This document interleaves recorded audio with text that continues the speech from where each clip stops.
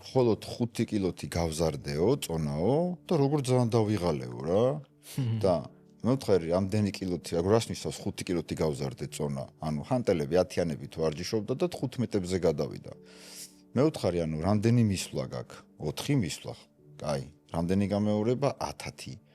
თითო ხელზე გაზარდე 200 კილოთი. ორივე ხელზე, ხო? ანუ 5 კილო ხო გაზარდა? 5 კილო 10 გამეორება ხო არის ჯამში 50 კილო. თითო ხელზე წარმოიდგინე. 4 მისვლაში ეს არის 200 კილო.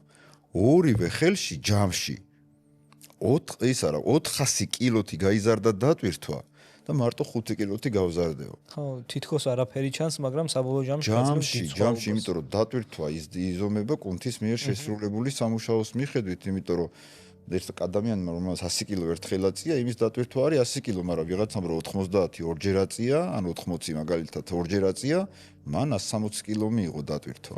და 160 კილოს და ორჯერ გამეორებას უფრო მეტი კალორიები ჭირდება, ვიდრე იმ ერთხელ შესრულებულ მოძრაობას.